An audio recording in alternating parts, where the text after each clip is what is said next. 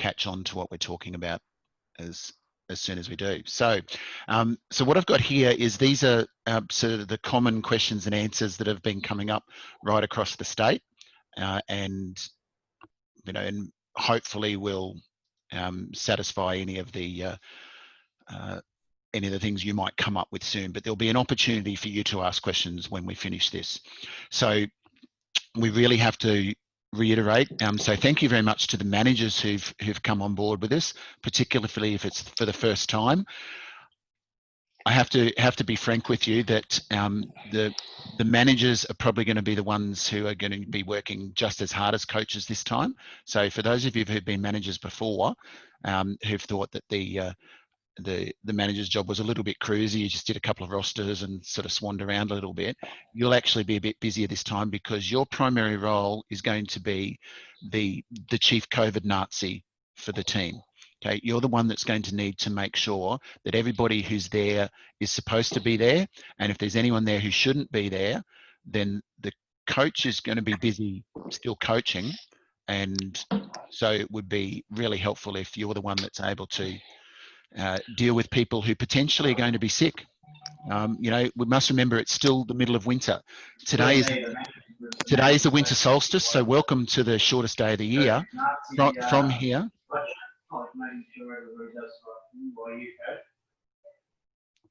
When I finish this meeting, the Zoom meeting, we'll try and get onto those others and see if we can get anybody. Okay, sorry, I can hardly hear anything. Hey, Len, is that your mic off, mate? Is that Lenny? No,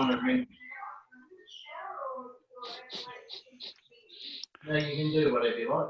Yeah, that'll be Lenny. Okay. No, I'm watching it live. There we go. I think a cup of tea, please, Faye. Lovely. So, yeah, so if there is anybody who is feeling unwell, then we really need to tell them that it's not the Olympic Games, it's not the World Championship, that it is just best for them to stay home. Okay, how do we do training? We've spoken about that a little bit. Like, use this as a time to have a bit of fun and to connect and to build some team spirit. The very new girls, that's where it's going to be the challenge, is players who haven't been with us before. They will obviously want a lot of coaching, but if you've got players who are capable, then yeah, just don't sweat the small stuff. Just focus on that fitness and a bit of ball skills, getting back into it. It has been quite a few weeks, and as we've said, hopefully it won't be much longer before we can do things normally, in inverted commas. Now, equipment shouldn't be getting swapped across the court. So sort of connected to what Michael said before, but to answer just this, we do have to be conscious about, cross handling of equipment. We shouldn't need to do it. But if someone's absolutely desperate and they've shown up and they've left their bag at home and they don't have any balls for training, well, we can cope with that, can't we? Because all we need to do is sanitize the equipment. Okay, so we won't get too hung up on that, but can we just make sure that we just don't go crossing equipment like we probably would have many times in the past? Can parents and guardians stay to watch? At this stage, no. Okay, so that was the carrot that we dangled, that for managers, that maybe by taking on that job you can be around for the moment, but for training, the BNA has said, were we going to create some zones where parents could hang out, and it was just too much work for very little return. So at the moment, we're going to ask them just to stay away. By all means, they can stay in their car. So if you're on one of the top 2 courts, then that's great, because they can sit in their car, and a little bit like, the rugby league down at Bishop Park, they can sit down the end and honk their horns every time someone gets a goal in or something like that. But just politely ask them if they can just stay away from the courts. I'll speak about the attendance sheet in a few moments, but anybody who does come to the court is going to need to be recorded. So we'll speak about that in a moment. So I said here, this is a question which was asked at NQ. They said, if we do create a separate area, do we need to keep attendance there? The answer will be yes. And I think that's why BNA said, well, let's just not create a separate area. When we get to competition, that might be a little bit different, because we know that we want to have some people watching. Can a coach oversee multiple courts? Yes, you can, as long as No idea. Okay. As long as you sanitize in between each session, then by all means, those of you who are super coaches and coach about 7 or 8 teams on a night, you can still do that. Can you move between groups? No. Okay. And what we mean is just don't have 2 of your teams going at the same time and think that you can move between, you know, court 7 and court 14. It's just if you've had a habit of doing that before, we'll just have to not do it this time. So I mentioned before, we can have delegates moving around, both at training and then particularly when we get to competition. That's why once I know who's where, we can probably work out a little bit of a roster of people who can essentially just keep an eye on things and make sure that things are happening okay. And if somebody needs to get something from another court, well, then we're going to have someone there who will be able to do that for you. We spoke about the wipes. You know, there are actually other options. Now, Michael's done some research there, so that's helped answer that question for us. And about the cleaning of the balls, we're not going to run a test and ask you what percentage of ethanol and hydrogen peroxide you're going to need. That's not a requirement to be a coach. And there's no specific grade of sanitizer. Netball Queensland have said, we know that most people are sensible and that most clubs and associations have people who know what they're talking about. And so we've been able to get the information we need for that. Do we need masks and gloves? No. Okay, that will be a personal preference for anybody that thinks that they want to do that. So if you feel that's an issue, then let us know. Some questions about whether or not we could use an app for this. The association was putting a little bit of effort into developing an app for competition, but for attendance, the answer from NQ is just plainly no. We're going to be using paper-based attendance records. Now, we don't need to send that paperwork on. It's our responsibility to keep it, and it will be for 56 days that we need to keep it. I suppose that's a number which has been calculated as being long enough that if Queensland Health need to do any tracing, that they will be able to get those records from us. Now, what training needs to be completed? Nothing has to be completed. However, if anybody is interested in getting some training about this, there are some offers from 2 groups, so from TAFE Queensland and an organisation called SoulSafe. So if anybody wants to spend 20 minutes getting one of those little certificates from TAFE, let me know and I can give you that link. You can get it from the Back to Play portal as well, if you're really looking for it. So what are the must-haves? Okay, this is probably the most annoying of the must-haves, apart from sanitizing itself. Okay, that we have to keep one of these records of attendance for each session. Okay, so for each training session you have, and potentially for each game, if it's still going on, then we will need to keep one of these. Okay, and so Michelle, is there a question there? Oh, no, sorry, I've only just got back in, so sorry. Oh, okay. Apologies about that. Yeah, this one, me too. I only just got back in too. I don't know what I've missed, sorry. Okay, Yeah, not too much. We've just been going through questions, and so this is being recorded as well. So if you need to check back, you can later on. Okay. Okay, Thank you. but you got in for the most important part, Michelle, and that's that this check list must be done for every session. Now the template from Netball Queensland is editable, so you can pre-populate it with your players' names. So the people that you expect to be there at the session, you can type in, and what you'd be looking for essentially is, sorry, I'm just going to move to the next slide. What you'd be looking for is the time in and time out. So if you have someone's name pre-populated and then they don't show up, that's okay. You'll probably just draw a line through their name, and also there'll be no time in or time out recorded for them anyway. But it is a bit of an onerous task. We do need to record the time that they arrive at your zone. Okay, you don't have to record when they arrived at the courts, you know, when they walked in the front from Roadie Road or anything like that. That's not necessary. What we want is when they arrive at your zone, which is basically your training court. Time in and then time out when they go.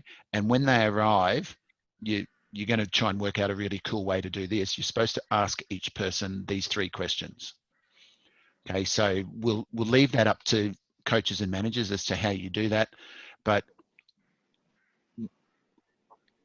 I know it sounds really onerous, but we've had the message passed on that we really need to encourage you to make sure that it is done, because that's what Queensland Health are saying.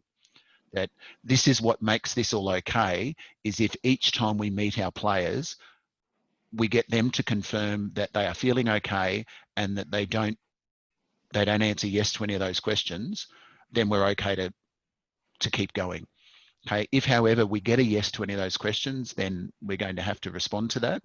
And also, if we don't ask the questions, then that's going to be a problem. Okay, now I might just move on to the next must-haves, and then we'll get, I'm sure there might be some questions about the checklist. Sorry, Gavin, can I just ask one question quickly? Have you sent this form out to everybody? Now I've attached it to the meeting invitation today. I haven't sent it directly to everybody, but it is. If anyone can't ever find it, it is available on NQ's website in their resources hub. But yes, I will be sending it to everyone. But it's also attached to this meeting invitation, so so you can grab it there. If you want to look at it right now, you can. So it's a PDF. So you need to make sure that you just got Adobe Acrobat to be able to edit that. Or you can just do it manually and handwrite it if you like. Now, the next must-have is the traffic flow plan. Okay, so some people have seen this because Natalie sent it out to everybody that was on the list a few days ago. And the main thing to point out initially is the zones that we are separated into. So there's a line being drawn between zone 1 and zone 2, and I think we've worked fairly well to try and make sure that people aren't really going to need to cross over those zones. Now, it doesn't mean that you can't ever absolutely no way cross over, but it was just a good way to manage the whole space if we're separated into 2 zones. So that's with courts 1 to 6, where court 1 and 4 are being crossed off as not being used, and in zone 2 it's only court 8 that we lose. Okay, and the purpose for that is to avoid the problem with distancing, and also to allow some entry and exit zones. Okay, so if I get a little bit closer in, we can see those a little bit more clearly. Okay, and what you start to see is there we go. You just start to see where you need to be coming in. So what your job will need to be, if you haven't already, is to get in contact with your parents and let them know the best place for them to be doing drop-off and pick-up. So if you're on court 2 or 3, for example, then the parking that's directly adjacent to court 2 and 4 is probably the best place to be, and also the best place for the parents if they want to stay in their cars. You've got the turnaround car park that's next to the clubhouse.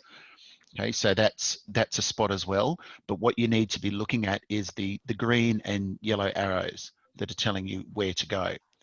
Now,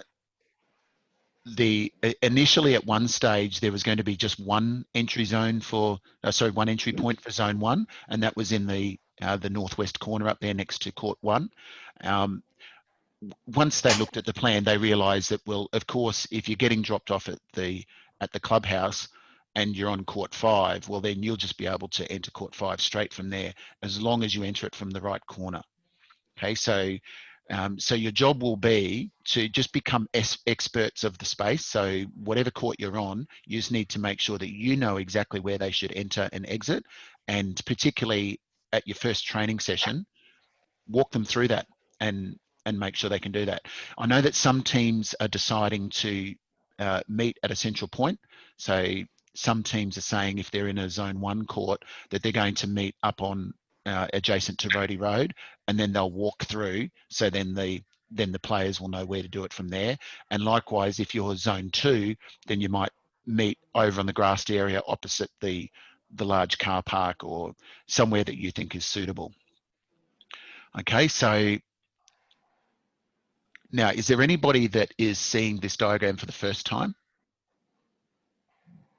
and is totally confused by it? Or some have seen it already, I hope. Okay, so like Michael, hopefully silence is consent on that one. Okay, because then the other diagram that's got sent to you was just a sort of a court by court blow. So what you could do with this document is, if you only have one team and you're only training on one court, then you could get into the document and you could take a snapshot just of that particular court, blow that up into a document and distribute that to your players. Okay, so there's no extra information in this one. It's just simply showing a spotlight on each individual court so that you'll know where to go. Okay, so now that we've just given you 2 lots of stuff, which is going to be a whole lot of really horrible work, any questions about that? Hi, Gavin. Nicole here. Go for it, Nicole. So I just sort of question around perhaps creating standardised comms to remove duplication of effort, so that if we're sending out comms to our teams and our parents, that we've got a pack that talks to some of this information so that they don't ask the same questions, or that we haven't got 15 coaches all doing the same thing. Has anyone considered that yet? Okay, well, I know that someone like Simon McNamara would have some opinions about that. Susie, Adam, you got any input there?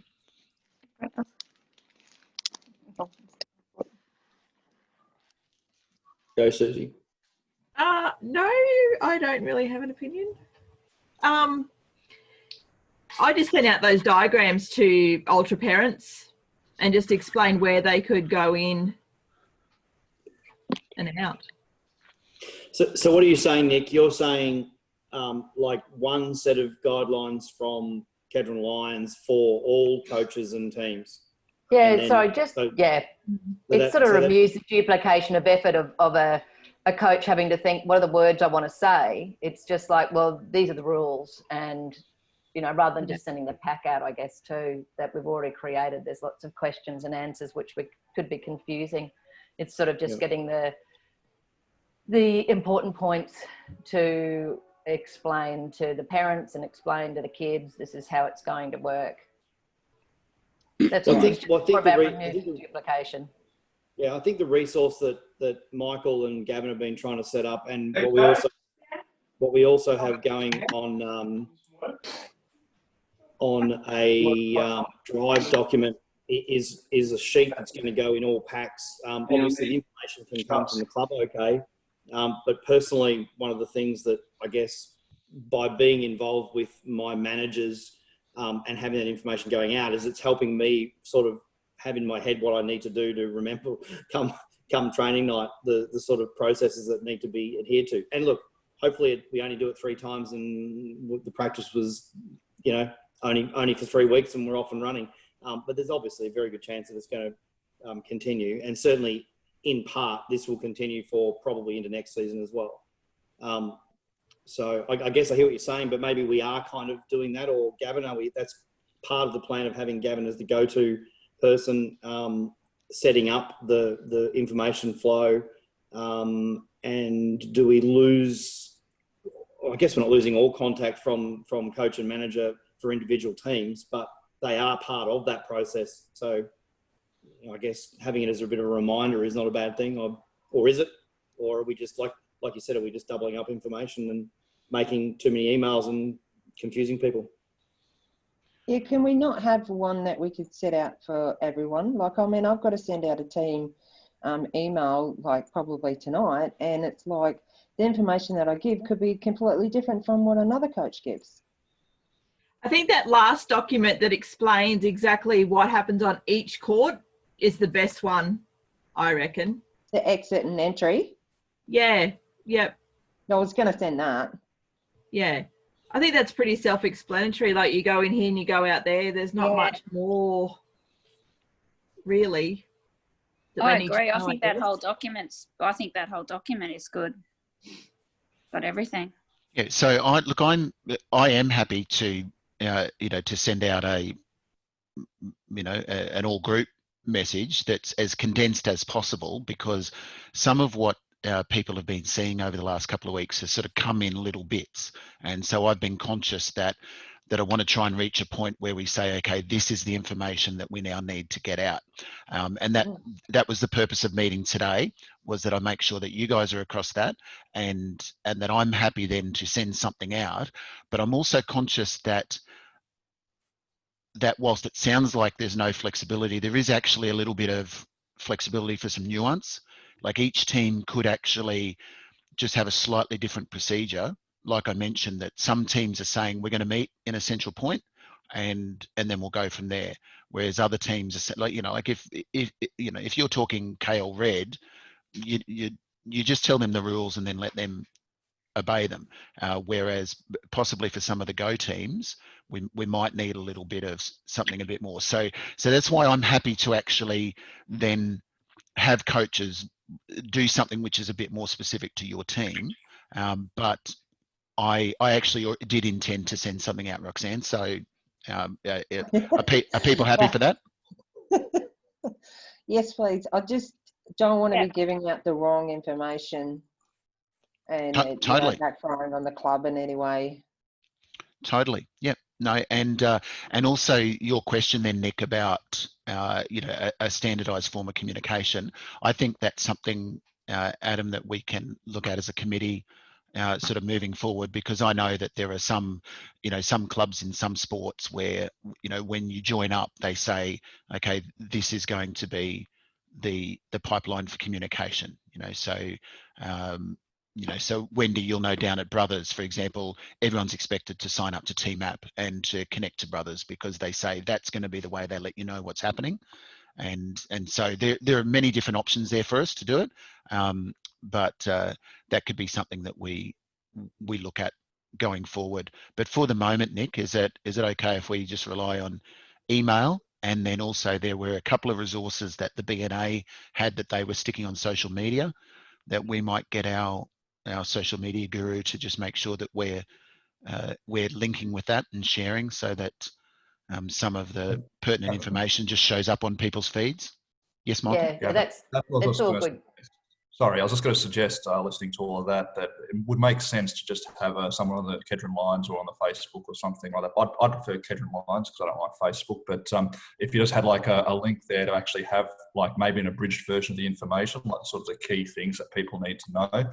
And then as the team managers, they can sort of sit there and advertise that link back to the parents and just tell them to keep an eye on it. And as things change, obviously coaches are getting that information and we're giving the message. But, a lot of the time we're talking to our parents and talking to our players, it's good if they've got a central point of reference, which I think is what Nick was referring to originally. Yep. Does that make sense, Nick? Surely does. Yep. Okay. So Susie, I might have a conversation with you about just getting something on the site. Yep. Later today as well. Yeah. Yep. Okay. No now we've got some cool. So we've got some hands raised. Adam's one of them. Couple of quick questions. What happens when a ball goes from one court during training and trickles down to another one? Someone was going to ask it. Are we? Finally, yeah. The kid grabbed it. She's chucked it back. Are we re-wiping that ball? I'm looking at Michael's little face, who's just spoken out the side of his mouth to Nick. Yes. I thought about this earlier too, and I reckon if the ball rolls onto the court, I don't see any issue with kicking the ball back. If it's kicking, I know this is going to sound really pedantic, but this has it's not on NQ's frequently answered questions bit, but it was discussed. Yes, kicking a ball back, no problems. If they pick it up with their hands and throw it, best practice is sanitize it. Best practice. Yeah. So, but we are also applying sensibility, aren't we? So if someone's only contacted a ball once for a few seconds, we know that the chances of any sort of virus being transferred is almost negligible. Now, we're not health experts, but we've listened to, Dr. Swan on the ABC enough to know that a couple of seconds contact with a ball is not going to transfer a virus, and there's no evidence that it would. It's continual contact with a ball. So best practice would be sanitize, but I don't think there's anybody who's going to give you a COVID fine for not sanitizing a ball that gets touched once by someone from another court. Does that sound fair for everyone? Yeah, it's fair and reasonable. Yep. Okay. Now there was another hand up. I don't know who it was. Sorry. Oh, my hand's still up. So is that all right? Yeah, mine too. I'm not hearing anything. I still don't know how to put my hand up. So yeah, One of the top right corner. One of the things I'll be making my girls do is bring their own hand sanitizer, because the club hand sanitizer is a backup and or for coaches or whistles or whatever. So I'll be asking the girls to hand sanitize before they come on the court. So as they sign off, one of the things I'll be asking them to do is to clean their hands. So if all teams are doing that, if a ball goes on in the other court, that players, as long as they haven't wiped their nose and, you know, chuck the ball back, I would imagine the exposure is pretty low. What do we do with the attendance checklists once they're filled out? Okay, so good question. Now we best practice, we just want that stored in two places. So I'm happy to be a repository for it. So it's going to depend on your each coach or manager and how you like managing documents. We would want you to retain a copy and then also send me a copy. So that could either be that you know, some places they would be having a Dropbox where you drop the physical forms in there, somebody takes a copy of it and then gets the original back to the team. Or it could be when you get home, scan it, email a copy. I don't like encouraging this one because about 70% of my assignments at school come this way, with someone taking an iPhone photo of a piece of paper. If you're really, really good at lining things up, then that works. But just try and do your best job with that. So I'm happy to take advice on that. My preference would be to receive some emails each Tuesday night or Wednesday from people. You know, if you wait the next day till you get to work or something, that should be fine. But it should be as soon as after, so then we're not chasing people up for attendance lists that haven't been submitted. So what would most people think? Do you want to drop hard copies somewhere, or do you want to electronically pass on? B. B, electronic. Electronic. And B, yeah, yep. okay. So if we go with that, and if there's anybody that has problems with doing it, because I know some people don't do electronic so well. So if you have any problems, just let us know and we'll work something out. But at this stage, we'll presume that after Tuesday, that I'll get a bunch of forms. We don't need to pass them on any further than us. The association doesn't need them, and Netball Queensland doesn't need them. We will just store them for 56 days, and then assuming all goes well, I'll send out a message that says all good. Now that's 56 days from the time that the attendance was taken as well. So it will be 56 days from the last one. Well, you know, if you want to go progressively throwing them out, I suggest that you just get a folder or something, stick them in and leave them sitting in your drawer on your desk, and keep them there until about October or so, hopefully, and then we can say bin them after that. Okay. I've got one more. You got another one? I've got one more. What if a player turns up late to pick up a child and the next group's coming, and we make them sit in the tree? What do we do? Sit in the tree, yeah. We will. Most importantly, they have to exit the zone. So we need to get them somewhere else. So that's where, for coaches and managers, we're going to potentially at times end up with that extra duty that if we've got younger kids, we're going to have to supervise them somewhere away from the zone. And you know, so that could be, you know, over adjacent to the car park, or on the opposite side of the car park, or if there's not too many people in the you know, in the bowls club, I don't know, but the main thing is that it's away from that zone, and then it's not you're not going to commingle into another zone. So from the maps that we saw before, if I can go back to them, you know, the zones that we're talking about are essentially within the bounds of all these courts. Outside that, we're not managing that space. That's not B&A's responsibility. That's not Kedron Lions' responsibility. So once they're outside the court zone, then they're exited, basically. And so at that stage, all we would do is exercise the normal duty of care that we would for any, any minor that's, under our supervision. But in terms of keeping it COVID safe, it just needs to be somewhere other than near those courts. Okay, so you've got a couple of other hands up. Let's see if I can get this right. Okay, no, I'm not very good at this. I'm not seeing who the other hands are. So any other questions, guys? Oh, there we go. Sorry. Lenny? Gavin, with regards to... He's off then. Okay, how about Judy? You've got your hand up? Yeah. Gavin, will there be any markings on the courts of this, where to go, where to enter and where to exit, like there are at shops, essentially? Yes, there will. I didn't mention that. My apologies. Now, I haven't yet seen them because that's B&A's responsibility to do that. So they've, just like is available to us, they've had some funding available to them to go out and get a whole bucket load of tape and markers and things like that. So they will busily be doing that essentially today, because rep training is on today. So for any of you who have our players in rep, you'll probably see what it looks like this afternoon when you get down there for rep training, and that'll be when I see it for the first time as well. So I managed to avoid that squad. I didn't have to get down there to do that, but yeah, that's actually probably the least desirable of all jobs, I'm guessing. But there will be. Yeah. Okay, and Len, did you have a question?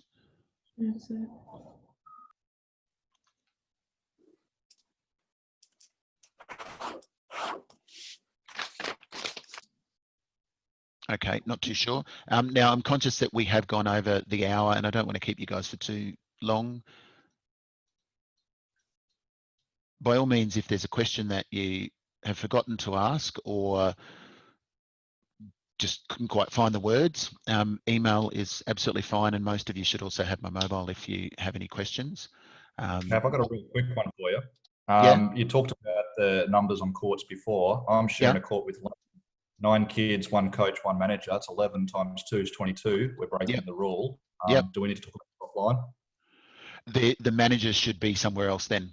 The managers won't be able to be at the court. Where would you like the managers to be? Yeah, great question. See, initially I thought that the zone outside the court was a different zone, and it sort of is. But the last time we met with B&A, they were just of the impression of just keep it to 20, and so if you had 11, you should be trying to organise another group that might only have 9, which I thought, geez, that's going to be a lot of fun, isn't it? I would say much more practically, and maybe we give this one a go on Tuesday, and hope that it works, is that as long as the manager doesn't come on the court, as long as they stay on the, for some of the courts there, you've got grass areas that are outside the 1.5 metre zone outside a court, and in some cases it's even 3 metres. So if you take court 10, for example, court 10's got that great big grassed area up above it, and 13's got a fair bit of grass, and of course 14's got a lot around it, and 12's got 12 and 9 have got a lot of space there. If the manager keeps well away from the court, then I can't see that anyone's going to have a problem with that. It's just, and this again might sound like a finicky little point, if you want to keep it to that, just make sure that the manager doesn't come on to the court at any stage. Because so it sounds to me like, Gavin, I think it's only court 2 as well. I think court 2 is the only one with the issue. I think that we're the only ones sharing, unless anybody else is. Area. Yeah, you've got that big grassy area there, Michael. Yeah, exactly. That's what I was thinking. So it's just for court 2. We're probably so this is just for training, isn't it? This is not for games. No, just for training. Well, it'll be the same. Well, I guess, yeah, because games are later on. They're happening later. Otherwise, once again, by the time you have 7 plus 2 subs plus a coach and a manager, you're in trouble. Yeah. Yeah. If you've got 10 in a team, a coach and a manager, and you have to kick one off, who's going to do the timing and scoring? Well, that's the manager's job. That's why Yeah, we so said do I that. stand off the court? That's why the manager has walked into something they probably didn't realise before. But look, Heather, we expect that that's going to change. So by 10th of July, you know, if Victoria stuffs it all for us, then we'll have to have another conversation before competition starts. So all we're really talking about is the next 3 weeks to start with. But by the 10th of July, we expect that we will be back to something that will be fairly normal as long as we're encouraging social distancing. So we'll be able to have 100 people per zone rather than 20, and possibly even they won't even worry about the 100 because they know that on a game like this, if we had 100 people, well, then that's, you know, that's a grand final of a Premier Grade game. But so we expect that we won't have to worry about spectators for the games, but it's really just for these next 3 weeks, and particularly, let's face it, probably this week and next week, because there's a good chance that by the end of the holidays, because they've talked about 10th of July being the date, probably even earlier. So 1st of July is the other date that's been thrown around, but nobody wants to say that officially. But we expect that if all things go well, that we might have a change by the 1st of July. So yeah, so I wouldn't get too hung up, just as long as we do things right to start with. So yes, if managers going to be there, just don't walk on the court. Stay off to the side. So have people come, you know, if you're doing your checklist, do it off on the side of the court, but not even on the tarmac, if that makes sense. Try and stay on the grass, find an area that's outside that zone. Okay. Gavin, I have one quick question. After talking to some coaches this morning regarding managers, they don't have one. Can parents have turn each week at doing the time scoring? I know we're not talking about games, but yeah. Oh well, I don't see a reason why not. Like it's not like we've got to submit the name of the manager to NQ and have them certified or anything. It's just that NQ and then most of the associations said that they'll just adopt the practice that they won't have separate scorers. It'll just be the manager. But as we're saying, by the time we get to 10th of July, we expect that'll change. Okay, thank you. In which case we can go back to normal. Yeah. Thanks. Okay. Any others, guys? Okay, I just have a quick question. Sure. I just wanted to clarify with the training with any ball